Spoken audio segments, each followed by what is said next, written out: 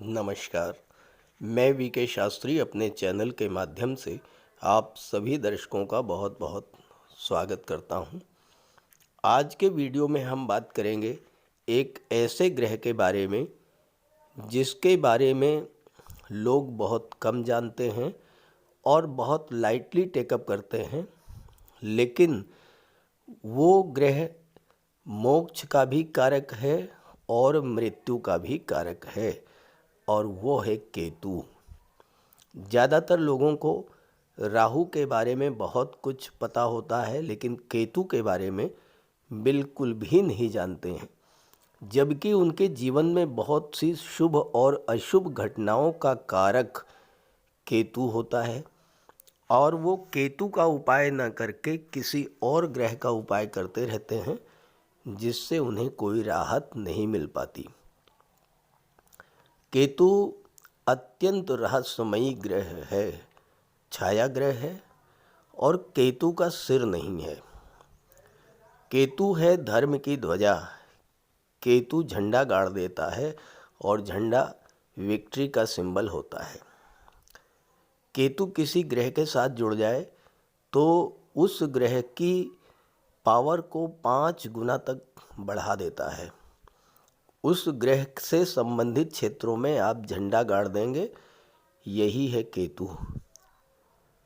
लेकिन यही केतु अगर अशुभ फल देने लगे तो आप समझ ही नहीं पाएंगे कि आपके साथ जो घटनाएं घटित हो रही हैं उसका कारण क्या है। बीमारी ऐसी दे देगा जिसे डॉक्टर डायग्नोज ही नहीं कर पाएंगे।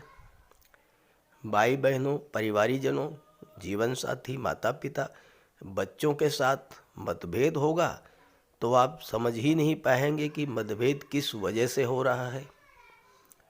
केतु के स्थिर नहीं है, इसलिए जिस भी ग्रह के साथ गोचर करता है उसके जैसा ही व्यवहार करने लगता है, और अगर वो ग्रह शुभ है तो अत्यंत शुभ फल देता है। अगर अष्टम भाव में केतु हो अकेले तो ससुराल पक्ष से समस्या पैदा कर देगा। 11वें 12वें भाव में केतु अगर अकेले है तो बहुत अच्छा फल देगा। दशम भाव में केतु हो तो आप समझ ही नहीं पाएंगे कि आपके कैरियर, आपके प्रोफेशन में जो समस्याएं आ रही हैं उसका कारण क्या है। यही केतु 4 मार्च को नक्षत्र परिवर्तन करके चंद्रमा के नक्षत्र हस्त नक्षत्र में गोचर करने जा रहे हैं और 11 नवंबर तक हस्त नक्षत्र में ही रहेंगे। तो केतु के नक्षत्र परिवर्तन का कर्क राशि के जातकों के जीवन पर क्या प्रभाव पड़ेगा, इसी का विश्लेषण करेंगे इस वीडियो में। लेकिन उससे पहले ये समझना ज़रूरी है कि केतु क्या है और कैसे समझेंगे कि केतु आपको अशुभ फल दे रहा है। ये विश्लेषण आपकी चंद्र राशि के आधार पर किया जा रहा है, और वीडियो के अंत में मैं आपको केतु के उपाय भी बताऊंगा। केतु एक ऐसा ग्रह है जो अगर आपकी कुंडली में शुभ स्थिति में है तो आपको बुलंदियों पर पहुंचाने की क्षमता रखता है। राहु के विपरीत फल देने वाले केतु को ज्योतिष शास्त्र में अत्यंत शुभ ग्रह माना गया है। कुंडली में राहु और केतु न केवल आमने सामने होते हैं, बल्कि इनके प्रभाव भी एक दूसरे से विपरीत होते हैं। केतु का अर्थ है ऊंचाई, बुलंदी। केतु अगर कुंडली में शुभ हैं तो व्यक्ति को बुलंदी पर पहुंचा देते हैं। केतु को मोक्ष का कारक माना गया है। मोक्ष का अर्थ है भौतिक इच्छाओं की तृप्ति। जब सभी इच्छाएं पूर्ण हो जाती हैं तो मोक्ष की स्थिति बनती है। इसके अलावा केतु को आकस्मिक घटनाओं का कारक भी माना गया है।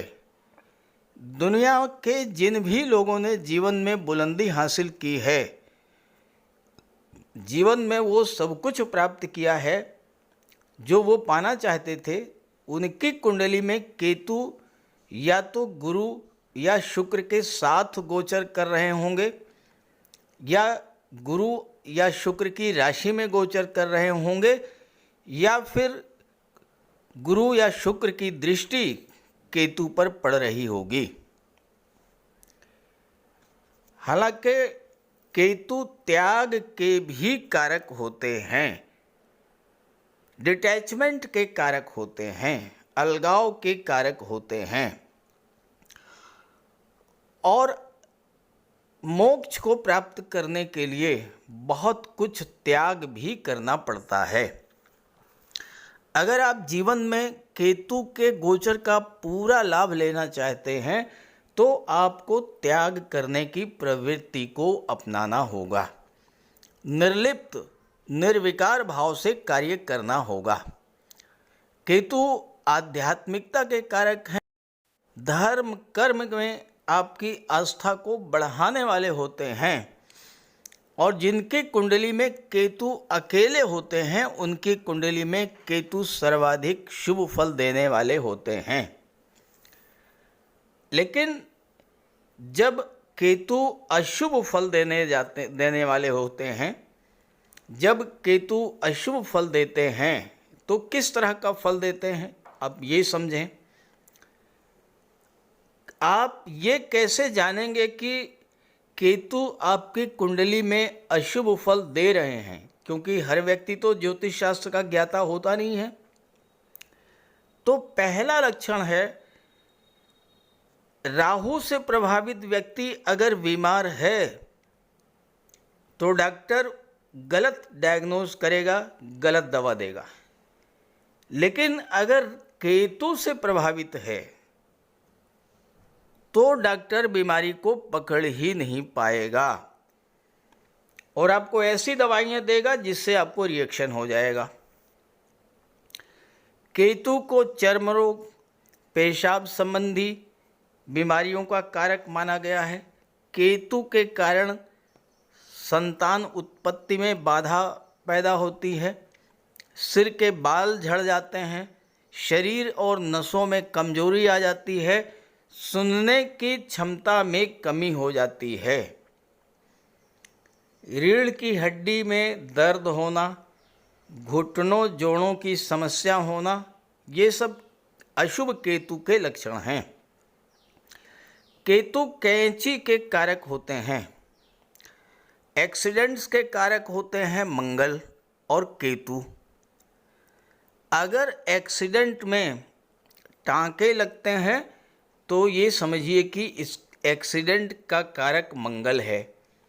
लेकिन अगर शरीर में कैंची लगी, यानी किसी एक्सीडेंट के कारण या किसी बीमारी के कारण शरीर का कोई अंग काट करके निकाला गया, तो ये आप समझ लीजिए कि ये केतु के कारण हुआ है। केतु खराब है तो पुत्र प्राप्ति में समय लगता है और या पुत्र हो करके भी नहीं रहते हैं। एक और निशानी है कि केतु अगर खराब है तो संतान आपके बुढ़ापे में आपका साथ नहीं देगी और ज़्यादातर वृद्धाश्रम में जो माता पिता रहते हैं वही होते हैं जिनकी कुंडली में केतु खराब होते हैं। आपके जीवन में अचानक से कोई बहुत बड़ा बदलाव आ जाए, नौकरी छूट जाए, व्यापार व्यवसाय में घाटा हो जाए, रातों रात आपकी आर्थिक स्थिति एकदम खराब हो जाए और लंबे समय तक नौकरी छूटी रहे, नौकरी ना लगे, या 7 साल तक बेरोजगार बैठने के बाद नौकरी लगे, तो ये सब केतु की महादशा के कारण होता है। केतु को भाग्य का कारक माना गया है। नौकरी और व्यापार ये भाग्य से चलते हैं, हालांकि इसमें सूर्य का भी रोल होता है, लेकिन कहीं न कहीं केतु भी भाग्य को प्रभावित करते हैं। अब आप नौकरी में हैं, कार्यस्थल पर लोग पीठ पीछे आपकी बुराई करना शुरू कर दें, आप जिनका भला करने की सोच रहे हैं वही आपकी जड़ काटना शुरू कर दें, आपके मित्र ही आपकी बुराई करना शुरू कर दें, आप पर कोई आरोप लग जाए, तो आप ये समझ लीजिए कि केतु आपको बहुत ही खराब फल दे रहे हैं। देवगुरु और केतु दोनों को आध्यात्मिकता का कारक माना गया है।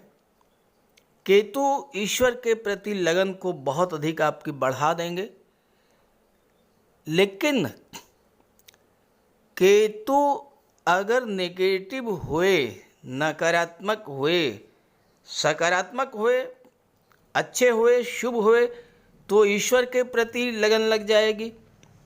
खराब हुए तो आपको ऐसी लत लगेगी जो आसानी से छूटती ही नहीं है। जुए की, शराब की, सिगरेट की, तंबाकू की, इस तरह की लत। अशुभ केतु के कारण कुछ लोगों पर बिला वजह आरोप भी लगते रहते हैं।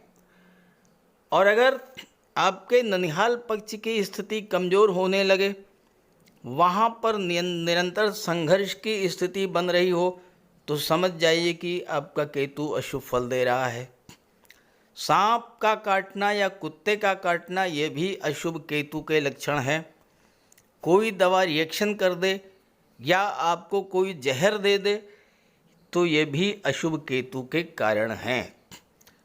तो इन सब तरीकों से आप समझ सकते हैं कि केतु आपकी कुंडली में अशुभ फल दे रहे हैं, और फिर आप केतु का उपाय कीजिए। केतु अगर अच्छे हैं 48 साल में आपका भाग्योदय करा देंगे, और अगर ख़राब हुए तो 48 साल के बाद आपको बर्बाद भी कर देंगे। अगर आपकी ज़िंदगी में 48 साल के बाद 48वां साल जैसे ही समाप्त हो अचानक से बड़ा उतार चढ़ाव देखने को मिले, तो आप समझ लीजिएगा कि ये केतु के कारण है। अब बात करते हैं अलग अलग राशियों पर केतु के प्रभाव के बारे में। तो ये है कर्क राशि के जातकों की कुंडली। कर्क राशि चंद्रमा की राशि है और केतु का गोचर चंद्रमा के ही नक्षत्र में हो रहा है। तो कर्क राशि के जातकों के लिए केतु का ये गोचर 4 मार्च से बहुत अच्छा रहेगा, लेकिन अभी तक जो स्थिति रहे उसमें केतु आपके लिए बहुत अच्छा फल नहीं दे रहे हैं। वर्तमान में जो स्थिति है, देवगुरु का गोचर कुंडली के 10वें भाव में है और 30 अप्रैल तक गुरु 10वें भाव में ही रहेंगे। 30 अप्रैल को गुरु लाभ के भाव में आ जाएंगे। यहाँ पर गोचर करते हुए गुरु और केतु का षडाष्टक योग बन रहा है। गुरु से 6ठे स्थान पर केतु और केतु से 6ठे स्थान पर गुरु हैं। षडाष्टक योग बनने के कारण केतु आपको अच्छा फल नहीं दे पा रहे हैं। अब तीसरा भाव जो होता है भाई बहनों का होता है।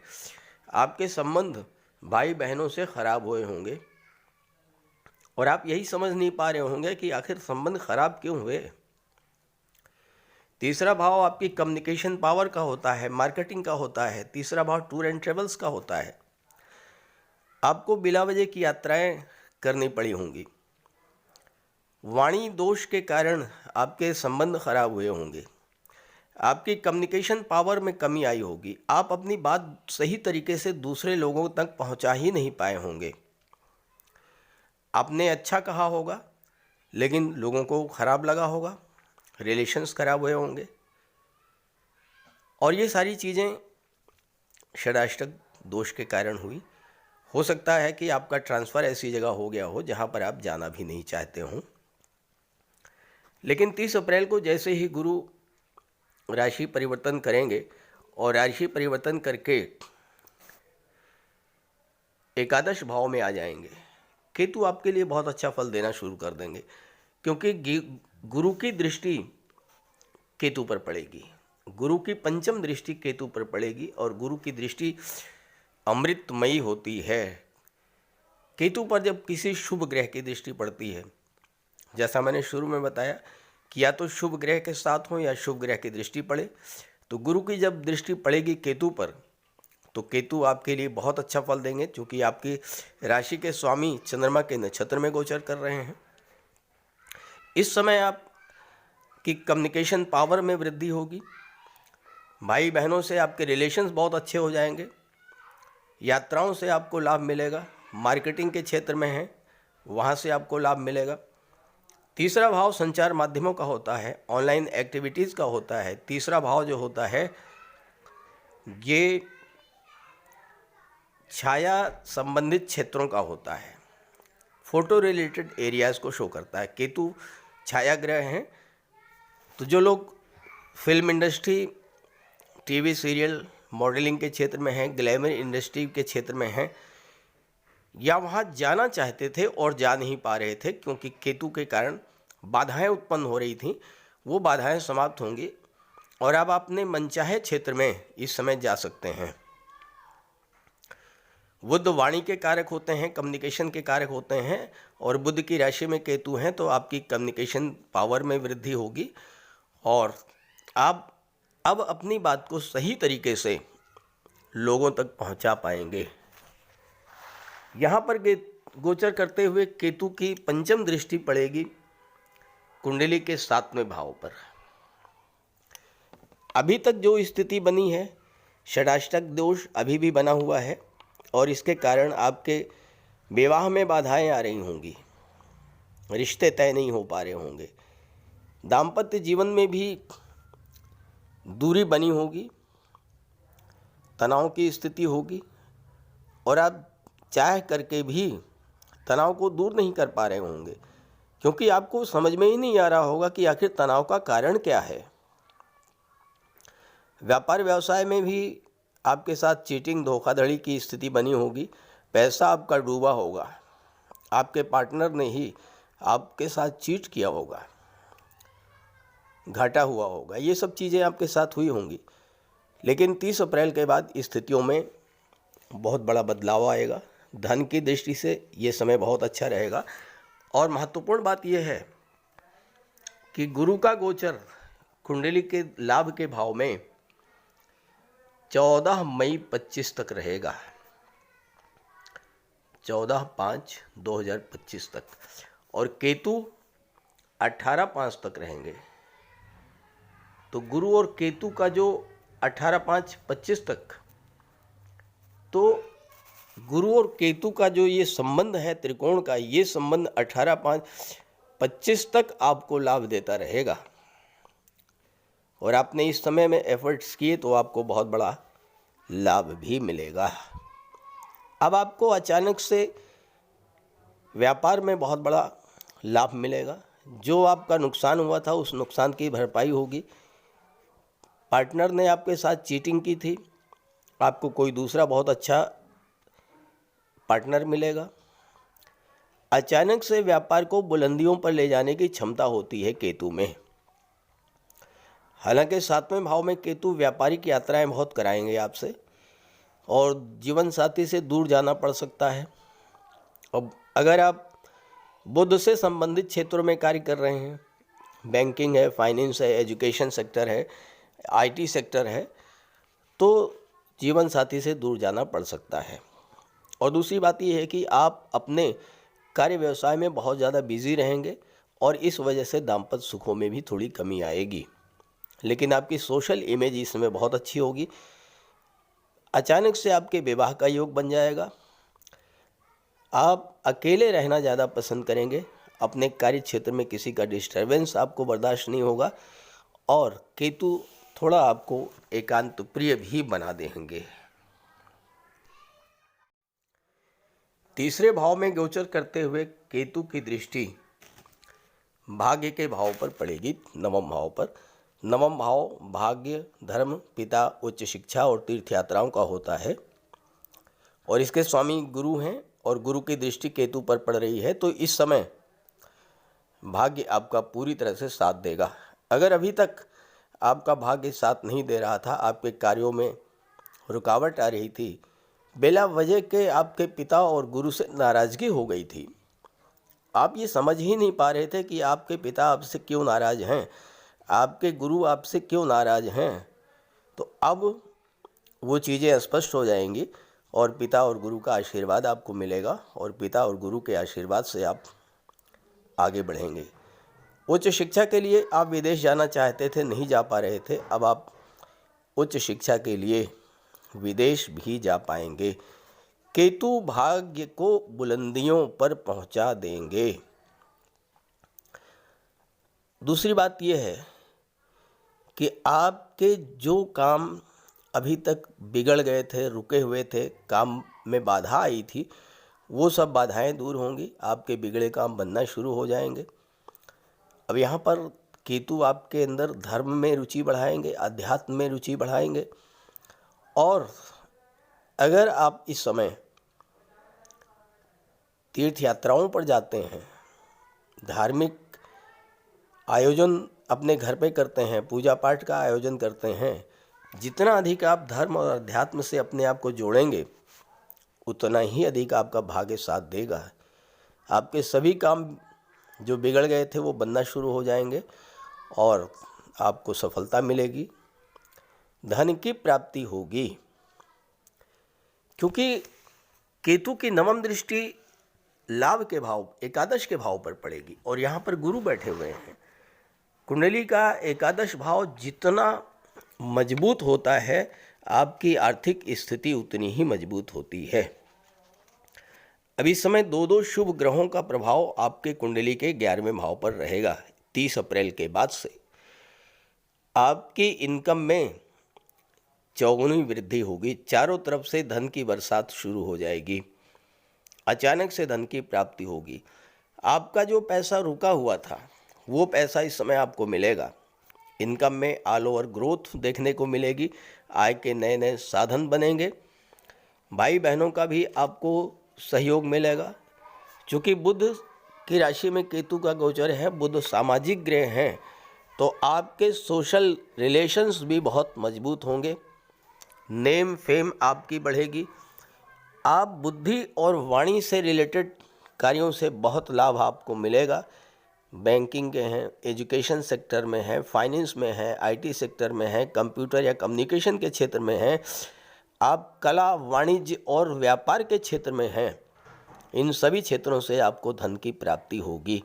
क्योंकि बुध आपकी बौद्धिक क्षमता में वृद्धि करेंगे, निर्णय क्षमता में वृद्धि करेंगे और आप कोई ऐसा फैसला लेंगे जिससे कि आपकी इनकम कई गुना बढ़ जाएगी।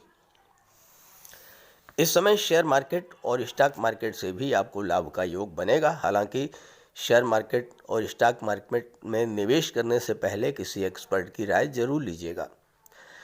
अब आप ये देखिए कि आपकी जन्म कुंडली में केतु कैसी स्थिति में है। अगर आपकी जन्म कुंडली में केतु खराब हैं या आपको खराब फल दे रहे हैं, जैसा मैंने शुरू में बताया, उससे आपको पहचान हो जाएगी, तो फिर केतु का उपाय कर लीजिएगा। बात करते हैं उपायों पर।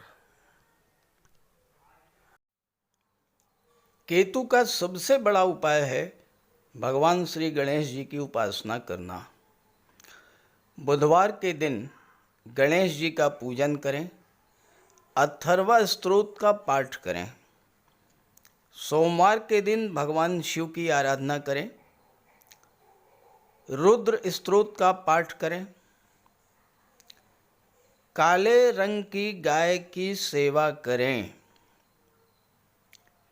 काले और सफ़ेद रंग के 2 रंगे कुत्ते की सेवा करें, उसको भोजन दें और कौवे को भोजन दें। केतु का सिर नहीं है, अंग भंग है, तो आप जो भी कोई दिव्यांग हो, असहाय हो, अपाहिज हो, उसकी सेवा करें। भूल करके भी ऐसे व्यक्ति का अपमान न करें। कंबल, छाता, काली उड़द, गर्म कपड़े, कस्तूरी और लहसुनिया, इन चीज़ों का दान आप कर सकते हैं। ओम कें केतवे नमः, इसका जाप करें 5 माला या 8 माला। नौकरी नहीं मिल रही है या 48वें वर्ष में बहुत बड़ा अप डाउन हो गया है, तो मूली को 7 मूली पत्ते समेत अपने सिर से 7 बार उतार कर किसी गाय को खिला दें। 7 बुधवार आप ऐसा करें, केतु का शुभ फल मिलना शुरू हो जाएगा। इसके अलावा शनिवार के दिन एक पात्र में कुशा और दूर्वा दोनों एक साथ रख कर के पानी भर लें और शाम को पीपल की जड़ में डाल दें। 7 शनिवार ऐसा करने से राहु, केतु और शनि तीनों के शुभ फल मिलने शुरू हो जाएंगे। लहसुनिया धारण कर सकते हैं, लेकिन धारण तभी करें जब कुंडली में केतु अच्छे हों या न्यूट्रल हों, और किसी योग्य ज्योतिषी से परामर्श लेकर के। अगर केतु नेगेटिव है तो गोमती चक्र की अंगूठी धारण करें, फिरोजा भी आप धारण कर सकते हैं। तो ये सब उपाय करने से आपको केतु के अशुभ फलों से राहत मिलेगी। नमस्कार।